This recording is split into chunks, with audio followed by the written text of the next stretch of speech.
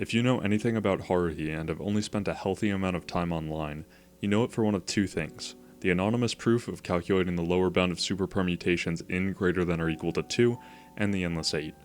While the first one is a lot of complex math that only gets attention as a quirky internet fact, the endless 8 is the one everyone loves to talk about. Starting June 19th, 2009, the endless 8 is the longest arc in the entirety of the Melancholy of Haruhi Suzumiya's anime.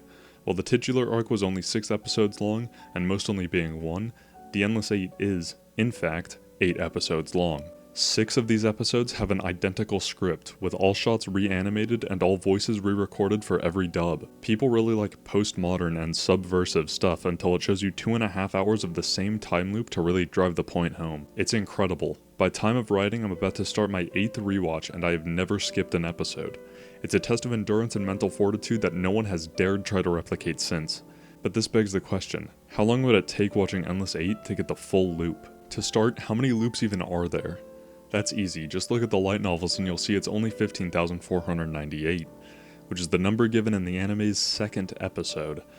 In the anime, to make fun of light novel readers, they bumped the number up to 15,532 loops. For the sake of this video, we want an absolute minimum watch time, so it'll be the much more reasonable 15,498. With every episode being the exact same length, except the 8th one, we can easily calculate the wrong number. Remember the conversation that happens from episode 2 onwards? Nagato mentioned some very interesting modifiers.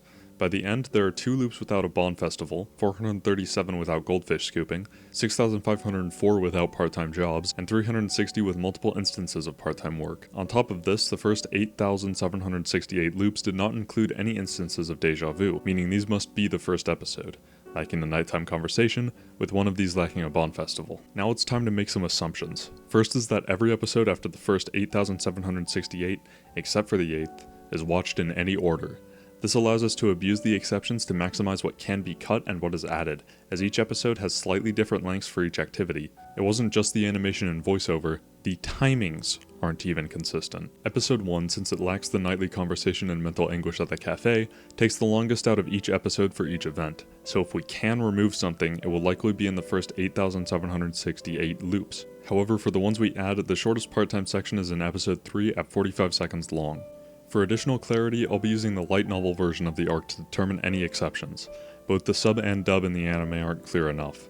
For example, the ones lacking a Bond Festival are not included in the ones which lack goldfish scooping, making the total number without goldfish scooping 439. The downside to this is that the anime cuts off the explanation for overlapping part-time jobs, but not saying something doesn't mean it doesn't happen.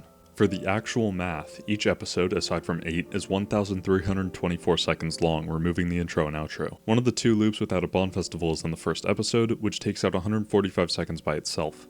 We can also subtract one of the part-time jobs here for another 81-second reduction. We can subtract both the part-time work and goldfish scooping from these first episode loops as well, giving us another 437 episodes with 114 seconds removed each. The remaining loops without part-time are then added, being 6,066 episodes with 83 seconds removed. Then, we only have to watch the full episode 1 2,264 times. Finally, we can start watching the next 6 episodes of Endless 8. Immediately removing the Bond Festival, episode 2's clocks in at 116 seconds, making it the second longest. However, episode 2 doesn't have anything else we can remove, so this is the only time it'll be useful. Now for more assumptions. For multiple part-time work loops, we'll assume it's the exact same runtime as the episode's part-time work scene. Also, the use of multiple means more than one, so we'll be assuming 2 for the lowest bound. The shortest one by far is episode 3's at 45 seconds, a whole 7 seconds faster than second place. This means we need to add 45 seconds for 360 loops. At this point, we're done with modifiers at 9,129 loops, meaning we can watch our choice of episodes 2 through 7 for the next 6,368 loops. The final loop, episode 8, clocks in at a special 1,390 seconds as it lacks the end credits. The final function looks like this. Our first loop, 437 without goldfish or part-time work, 6,066 without part-time, our final 2,264 of episode 1, the second one without a Bond Festival, 360 with multiple part-time, 6,368 normal loops, and our finale for a grand total of 19,994,212 seconds, or 231.4 days long. Keep in mind, over half a year is the bare minimum if you wanted to watch an episode for every loop.